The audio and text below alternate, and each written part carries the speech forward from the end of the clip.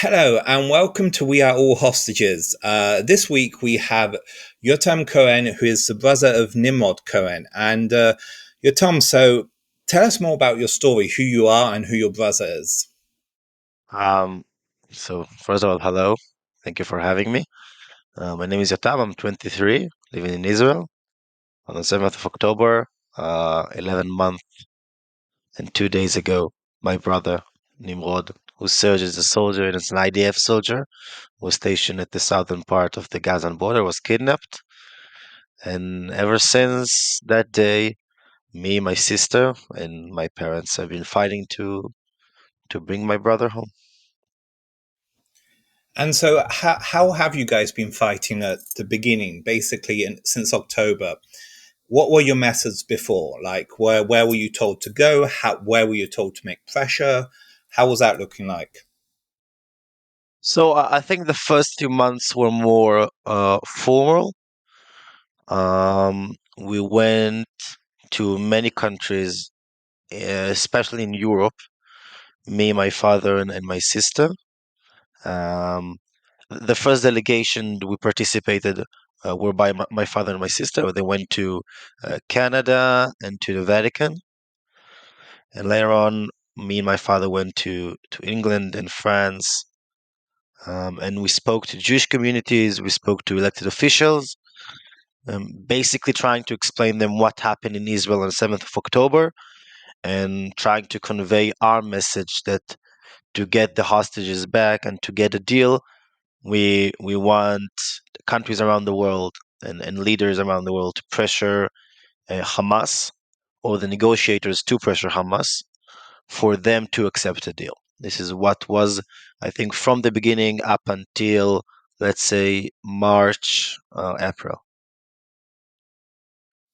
And what made you guys shift pretty much from that approach? Because in the USA, for example, like a lot of influencers, they continue that same message where they're constantly saying everyone needs to pressure Hamas, Iran, Turkey now suddenly, and well, from my opinion, I kind of see it as well, Hamas are a terrorist group. Like, why would they listen to the West? Very much so, and it hasn't really been working much the past month. So what was your guys' shift and why? So I think that at the beginning, like right after the 7th of October, everything was pretty clear to the Israeli people and to the Jewish people around the world that Hamas attacked us. We were during ceasefire on the 6th of October. Hamas attacked us. Hamas killed our people. Hamas kidnapped our people. And it's pretty clear that Hamas is the bad guy and we're the good guys and we're trying to do good. We, as we, I mean the Israel as a state, the Israeli government, the IDF, it all comes together. Um, right on the 7th of October, the IDF must go into Gaza, must eradicate Hamas, must free the hostages. Everything was pretty clear, black and white, at the beginning. As the time went on, after the first hostage deal, which happened on the end of November, and about half the hostages came back, we thought, we as a hostage families, we thought that a month to approximately 3 months after the first hostage deal, a second will follow. We're going in, the Israeli government or the Israeli state is going toward a hostage deal. But as the time went on and on and on and on, we saw that what first seemed like a very good campaign of the IDF and of the government to release the hostages is becoming more and more gray. What seems good at first. We saw that there is no real achievements regarding the military. The military achievements. We aren't bringing the hostages back. We saw that as the time went on, there are more and more voices inside Israel and inside the government against us, against the families of the hostages by Knesset members, public announcement against us. We saw that there was a campaign starting to be developed against protest, against protesters, against the outspoken family members. And we saw that as the time went on, nothing changes. It seems like what first started as like a very good or seemingly good campaign is like staying in its place. Nothing continues, nothing develops, and you can look at it what the situation we have been like 5 months ago regarding a hostage deal hasn't changed almost in a bit. We're this close to a hostage deal. We're this close to a hostage deal, and we've been hearing this phrase "we're this close to a hostage deal" for almost half a year.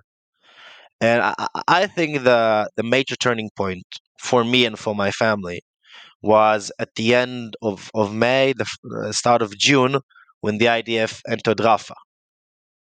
Because up until then, we were a step from a hostage deal. And then when the IDF entered Rafah against all the, I guess, I mean, all reason, everyone told the prime minister and the government and the cabinet that entering Rafah will endanger the hostage deal, will endanger the hostages' life, will endanger the regional situation, will escalate the situation, and nevertheless, the IDF entered Rafah, and we're still dealing with the consequences. We're still dealing with the fact that the Philadelphia corridor is the major obstacle in the way of a deal. We're still dealing with the fact that 6 hostages were murdered in Rafah because the IDF entered there. Otherwise, they wouldn't be murdered. Just last week, and we're still dealing with the fact that the IDF stays in its place. And as the days go on, more and more soldiers are being killed, and we're frustrated, and we're angry. And this is why we think that It's actually, I was going to say, it's actually interesting you bring up Rafa, because what's happening right now a lot within English speaking Twitter is when the 6 hostages got killed or murdered, a lot of people started blaming the USA. Like Americans started blaming the USA for not allowing Israel to enter Rafah earlier. So, what would you say your response is to that when people who aren't Israeli are saying the IDF should have entered earlier? if the IDF would have entered Rafah earlier, the hostages would be murdered earlier. It's cause and effect. Yeah, that's I pretty mean, much the insanity which we're dealing and, with. and and it's nothing new. When the first hostages returned in November, they told the Shin Bet, they told the intelligence officers that the Hamas has instructed like the lower guards to murder the hostages if the IDF gets near. And after the rescue operation of the 3 hostages in Nusrat and the 2 hostages in Rafah, the Hamas has like renewed the instructions for its operatives to murder at first sight, like to give the IDF no chance to rescue the hostages. So it was clear it was nothing new. We as the family members always like told the government and told the IDF and like the head of the chief of staff of the IDF told them, do not endanger their lives, stay out of it. And the elected officials and the IDF, like the heads of the IDF, told us that if they know that there are hostages in this area, they're avoiding this area not to endanger their lives. But in this case, there were hostages in this area which the IDF did not know about, and this is what caused them to be murdered. Like, of course, Hamas is the evil one. Of course, Hamas is the evil guy. Of course, Hamas cold blooded is a cold blooded murderer, and they killed them. They executed them on the spot, which is evil. But as we look at it rationally, it's a cause and effect. If the IDF gets near, hostages gets killed. You cannot change the equation. If the IDF would have come there 3 months ago, these hostages would have been killed 3 months ago, unless, of course, there was a hostage deal signed. Nothing can change the fact. My brother could be held, could still could still be. I don't know, a kilometer from there, 2 kilometers from there. I don't know where my brother really is. If the IDF gets near him, they will kill him. That's it, plain and simple. If the IDF, if Hamas feels, or the Hamas operatives in this area feel like the IDF gets too near to them, there is no other option. They will kill them and run away, like they did. Nothing new. And like you There's also said, something else. the fact that people like outside Israel or like internationally cannot understand this equation and are choosing like to dream or to hope that something else would have happened if Israel would have entered than in any other thing. There is no other thing. I think that Hamas have their back against the wall and they have nothing else to do just to hurt us more. So there's also been another thing which has been pushed also in the USA too a lot is a lot of people, especially some diaspora organizations, don't want there to be a hostage deal. They want the war to continue because they believe pretty much that Hamas need to be eliminated. But from what I've heard, like the heads of the IDF, the Shin Bet, and everyone have said that Hamas is an ideology. You can't destroy them that way. What is happening in Israel, and what are people saying in regards to that? First of all, I think that everybody agrees that Hamas should be eliminated. Like uh, evil should be eradicated. No disagreement on that. But from my experience, people like in the US and in Jewish people in the diaspora can't understand how fragile and how intricate the situation in Israel really is. It's not just a question of whether or not the IDF enters Rafah or Khan Yunis or specific neighborhoods to eradicate Hamas or kill the Hamas terrorist. It's the situation in Gaza and the situation in the north and the situation in the West Bank. The uprising terrorist waves just yesterday, three Israeli civilians were killed in a terror attack, and it's the ongoing like sanctions against Israeli civilians and against Israel and stopping weapon deals and everything comes together, and the ongoing like international terror attacks against Israelis and against Jewish people. It all started in Gaza at the 7th of October, but it keeps spreading. And if we go on, the more and more Israel keeps on pushing inside Gaza, not only more hostages gets killed, more not only IDF soldiers get killed, not only Israelis keep getting blown up or ran over or stabbed or shot in the streets inside Israel, inside the West Bank, not only whole complete cities are being destroyed and blown up in the north and people are getting killed. And Israelis outside Israel are afraid to walk with the Star of David on their necks, and I'm afraid to have like the kippah, and are afraid to identify as Jewish or Israelis outside Israel, and we're being boycotted in the Eurovision, on the Olympics, or everywhere everywhere Israelis go, and the situation must be contained.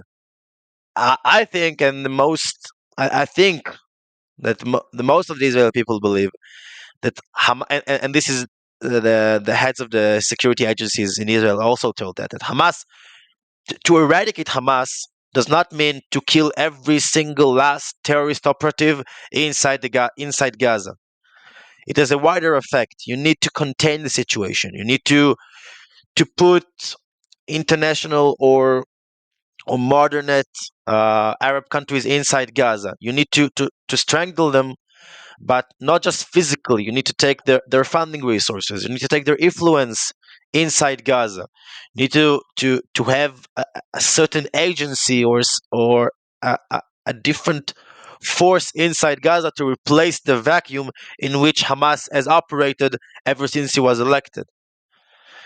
So there is a different meaning in eradicating Hamas. What we believe should be done, and not only for the hostages, but for the several reasons I just mentioned, that a deal should be signed in order to Israel and in order to the US or the international community to take Gaza and to take the, I don't know, the terror city and the terror tunnels inside Gaza.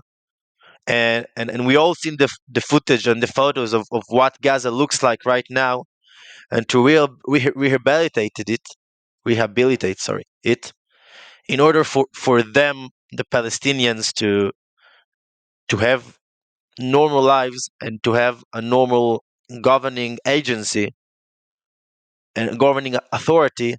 And only if we do that, Hamas will lose its power.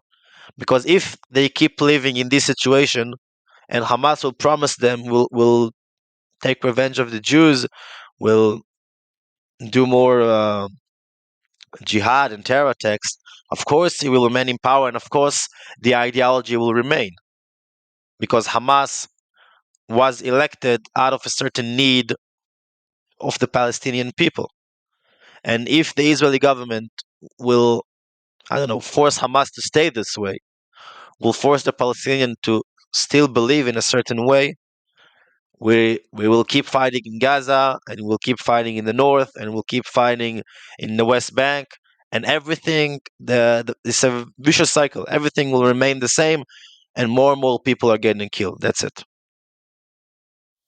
Yeah, Kanye feels like it's such a shame that actually Netanyahu is not taking this opportunity, because even like the IDF recovered that even the polls were basically modified, that Hamas isn't that popular in Gaza. Like Gazans don't like Hamas that much.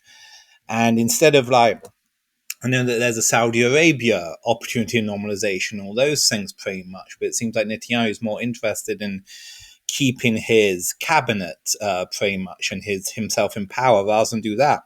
And what's again so interesting, it does happen in the diaspora a lot, is that people at times say during the hostage events, don't get political, just don't, keep politics out of it, when the hostage situation is political, because that's the only way it can be solved. Pretty much, it is like it's through a deal, which is political. It is, and actually, speaking of so much misinformation that goes on, so recently there was a Jewish Chronicle article, I believe, where they said that Sinwar is planning to escape to Iran and all those things, and it got revealed pretty much that this was kind of fake news, and it's all been distributed in Israel, like how it's fake news, and you can probably speak more to that so people in the West can understand what kind of propaganda is going out. I think that recent times bring up a lot of misinformation and like fake truths and alternative facts. Of course, uh, I mean, it sounds logical. I can understand why people think that way. And these claims that you have just said are said in reference to the Philadelphia corridor, and why Israel should stay there. What we can say about that is the IDF has like um, took control over the Philadelphia corridor just after more than 7 months after the 7th of October, 7 months in which Sinwar could have escaped to from Egypt to wherever he would like and take the hostages. The fact that we believe in the Shin Bet and the IDF believe that he hasn't done that up to now means he doesn't want to. He has an incentive to remain inside Gaza border because he's like the commander in the ground. He takes the calls. He makes the calls, and the fact that he stays inside Gaza gives him more political power and gives him more power in the eyes of the people because he chose to stay with them, with his people basically, and he has no reason to go outside Gaza. We saw what happened to Ismail Haniyeh was outside Gaza border. He was assassinated, which was good. Um, but I think that a lot, it's something that I said, a lot of misinformation is being spread, and we think and we believe that the reason for this misinformation is to halt a hostage deal and to stop people from going to the streets and protesting. And it all serves a certain political ideology or political gain of the government. Yeah, because even they recovered fake documents pretty much where Hamas had laid out all their plans, and conveniently it's all on a computer. It is where they said they want to divide the Israeli people, start all the protests, all those things which have been used very much in the diaspora to discredit the protests. Because one big talking point which has been pushed is pretty much should the protests help Hamas? That speaking out against Netanyahu helps Hamas and all those things. I mean, what would you say in regards to that? Because your brother is literally held by Hamas. Do you believe your protests help Hamas? First of all, of course, Hamas wants to divide us. Of course, Iran wants to divide us because people who is divided is weak. If the Israeli people are divided, they're weak.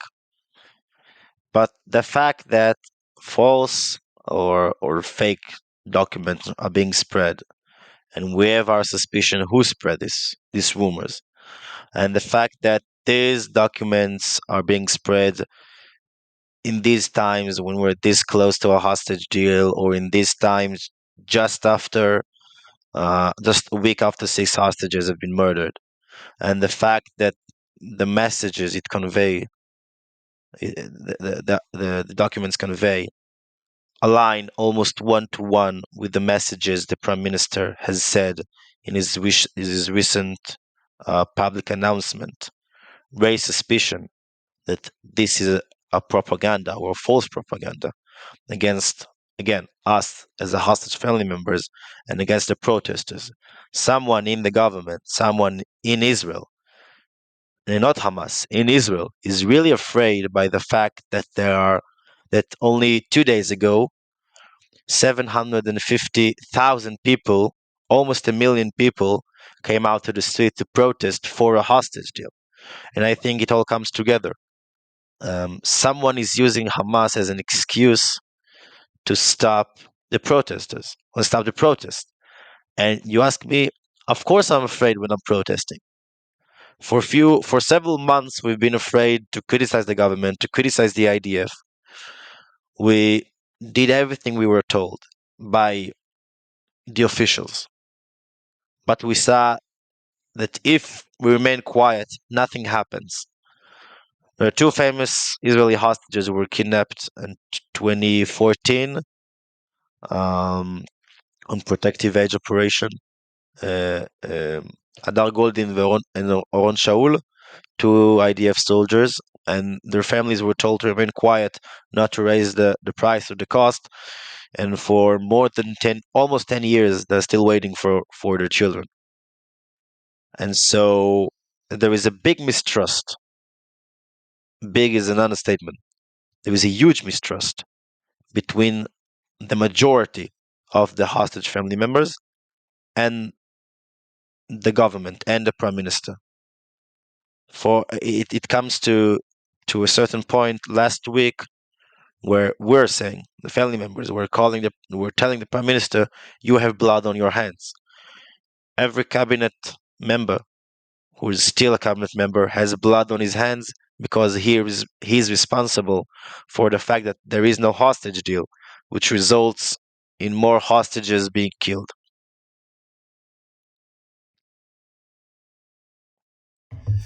And if you had a message, basically, if you hostage families had allowed a voice in America, pretty much, or able to even influence American policies, things like that, like what would you want the message to be in America? How would you want Americans to act and help you properly, not just bring awareness, pretty much? What would be those two things? Um, I think the first message would be to break the equation that the Israeli government or the prime minister equals the Israeli people or the Jewish people. In normal times, this would be correct. The Israeli government should represent the Israeli people, and the Israeli prime minister should be the head of state and represent the Israeli people. In these times, in these days, we can see that this had changed. The fact that on Sunday night, a week ago, when the sixth murder hostages were announced, about 1 million people came to the streets in a country of 9 million people, which means more than 10% of the entire population came to protest against the prime minister and against the government, means that the Israeli government does not represent the Israeli people.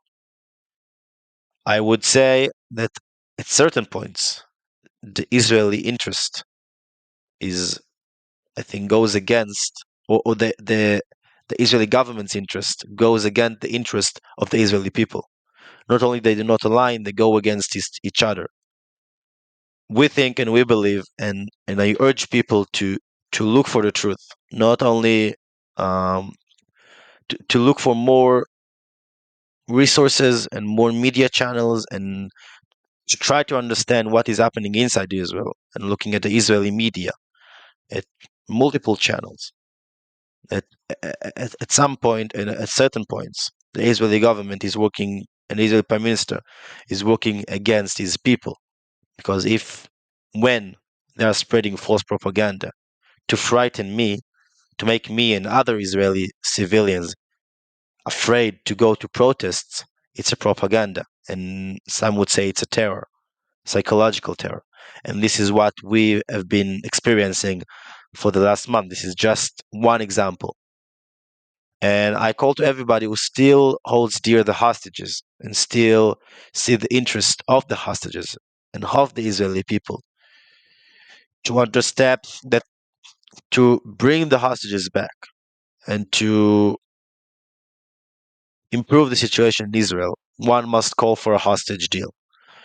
And every other call to continue the war to eradicate Hamas might be true in like another reality or another situation, but in this situation, with the card we're dealt with, the only way to solve this situation, and for me, the only way for me to see my brother home alive, is to call for a hostage deal um, as soon as possible, even if the Israeli government does not want to, even if the prime minister does not want to. The Israeli people have said the words. In the recent poll, 60% of the Israeli people want a hostage deal. And in recent poll, I think 70 of the Israeli people does not trust the prime minister. 70% of the Israeli people say they do not trust uh, our prime minister, Bibi Netanyahu, to be doing his best, which I think says a lot. Um, and again, these are dark times we're living in, and we should rise to the occasion. And I think that, again, those who really want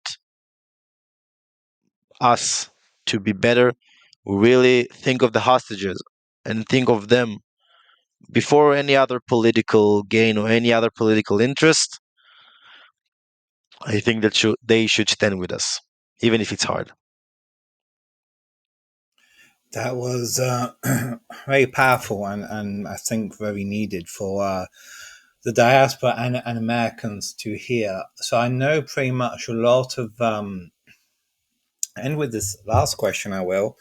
So now Americans are finally starting to see what is happening in Israel, and because of mass protests. For months before, there wasn't much news. There wasn't, unless you paid attention to Israeli media, you couldn't really see it. But now it's all over the mainstream news, that is, very much so. And a lot of Americans who before didn't necessarily care that much about it now kind of want to join in. So even protesters, basically things like that in America, who want to join in and help the hostage families. So what would be kind of your message to them for people who want help pretty much on the ground over in America? Do they call vocally for a hostage deal? Do they basically try and pressure the American government to do everything possible for a hostage deal? What would you say that looks like, just for the average American, not even necessarily the average Jewish American? So yeah, just like you said, I think that if the first of all, I think the most basic thing is like to follow us on social media. I know we have we have a page from my brother bringing Nimrod home, and every other Hostage family is like maintaining an Instagram page. And I know that there is an Instagram page for all the hostages. I think that the minimum thing is to follow us on social media and to keep up to date with the recent news. I think more than that, there are rallies and there are protests. I think everyone is welcome to join, Jewish and non-Jewish, and to, like you said, pressure the elected officials. If you really care, you can send email letters. I don't know how it works in America, but there must be a way Well, to contact actually, elected officials. that's actually good because that's actually good you brought it up. Because in America, what a lot of organizations are pushing for, they're telling Americans, please tell America to pressure Hamas. They're not telling, please tell Americans to pressure also the Israeli government. What would be your response to that? Because again, Hamas is a terrorist organization who hate America. So why would they be like, Biden doesn't like us much. We definitely need to do a deal now. What would be your response to that? What would they need to exactly write to the elected officials, which you would think would be effective? Hamas should be pressured and the Israeli government should be pressured. The pressure should be differently. Hamas should be pressured economically, militarily, um, uh, embargo, boycott, sanctions, and the pressure on the Israeli government should be, I think, politically. The more and more world leaders and elected officials to tell the Israeli government and to tell them you must get a hostage deal. I think this is the solution. I would never suggest people to suggest sanction in Israel because I'm an Israeli citizen. I would never suggest sanctions over my country. But I think that some pressure, political especially pressure, should be put by elected officials, by world leaders, by communities around the world, by big organizations, big Jewish organizations, which have a lot of political power in this field. And I think that through them, we can achieve a breakthrough. And I think that through them, we can put enough pressure on our elected officials, which again do not represent our will and our interests, to finally close a hostage deal, even if they do not want to. Actually, that I'm actually going to have another last question, because you brought that up. So, when you were in the USA and you spoke to Jewish organizations, which we won't name, but everyone already knows, what was your reaction of when you were talking to them? Did you feel like they heard you? Do you feel like they understood the situation? Like, how did it feel? I think that they were surprised by this point of view, which is a point of view that isn't heard a lot, like you said, in the US. I don't think we got through them, and I don't think they really understood our point because again, I think it's something that is harder to understand in like a 30-minute conversation or a hour conversation. For us, it took like I said, a multiple months to understand this reality and this truth, and we are a hostage family member, and I'm a hostage family member, and I think that in time, if they really want to, in time we can get to them, and in time they will understand. But I think that what took us months to realize today can be understood in a few days. Just look at what we're saying, look at the protest, look at the polls, look at the media. Everything is connected.